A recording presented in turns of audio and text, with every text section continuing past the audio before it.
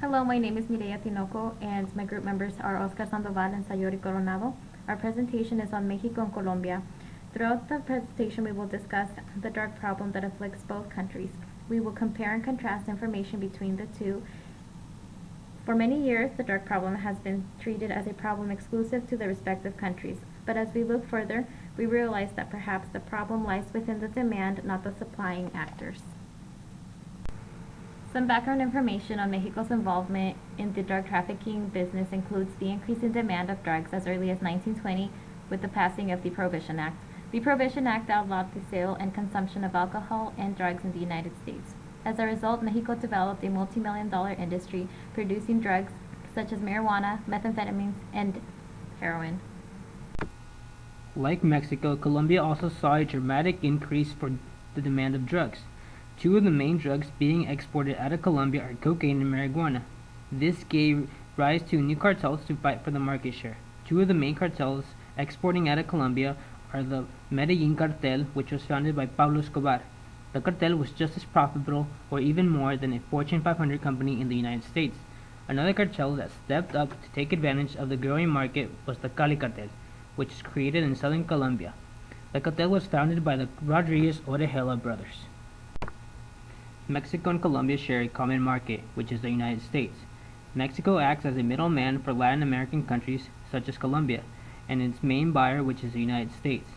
It has been estimated that 70% of cocaine entering the United States markets and roughly 30% of heroin and 80% of marijuana consumed in the United States was provided by Mexico.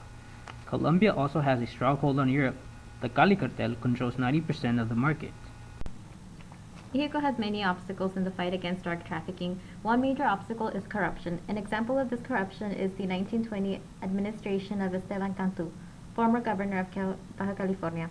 He went as far as stating that his government would gladly prohibit the opium trade once he could obtain alternative resources that would compensate the loss incurred from such a lucrative business. Furthermore, some federales accept bribes in exchange for information about upcoming raids. Another obstacle is the assassination of officials who openly oppose the cartels. An example of this would be the assassination of presidential candidate Coloso. Colombia's cartels have also infiltrated the government by financing the election of former President Ernesto Samper. Like in Mexico, Colombia's leaders face great danger if they try to oppose the cartels. Throughout Colombia's history, when one government leader would rise up against the drug traffickers, they would retaliate by assassinating the leader.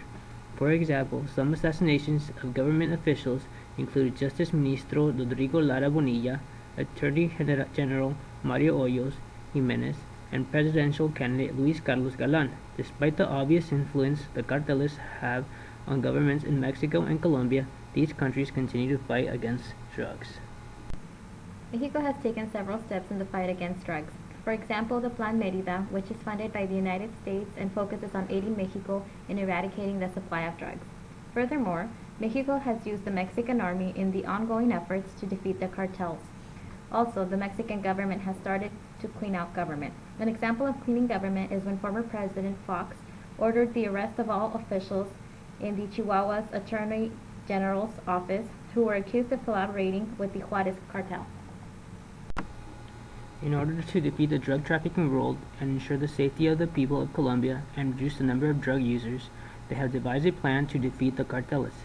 Plan Colombia was introduced by President Andrés Pastrana in 1998, which included U.S. military narcotics aid. The U.S. sends aid to Colombia and helps train the anti-narcotics team. In 2000, President Clinton supported the initiative by committing $1.3 billion in foreign aid and 500 military personnel to train the local forces there. Plan Colombia is a $7.5 billion program. Plan calls for area fumigation to eradicate coca in order to prevent the cultivation of coca. Mexico has been affected by drug trafficking both socially and economically. Socially, Mexico has seen a rise in deaths, violence, and insecurity. For example, there have been 28,228 drug trafficking related deaths since 2007. Economically, Mexico initially benefited from drug trafficking's illegal profits, but with the recent drug wars, it has seen a dramatic decrease in tourism. When speaking of the effects that drug trafficking has had on Colombia, it is difficult to evade the idea that the country has been both a victim and beneficiary of drug trafficking's illegal resources. Like in Mexico, Colombia has benefited from drug trafficking activity. However, the costs outweigh the benefits. While it is true that drug lords are creating jobs to otherwise unemployed Colombians, the long-term effects of the pseudo-economy are devastating to the nation. Like the people of Colombia and Mexico, the environment has also suffered from drug trafficking. For example, improperly disposing of toxic materials causes them to eventually end up in the water system. This threatens both people and wildlife. Another effect is deforestation, which is caused by the construction of hidden laboratories and passages. It is clear that in order to eradicate drugs, we must first eradicate addiction.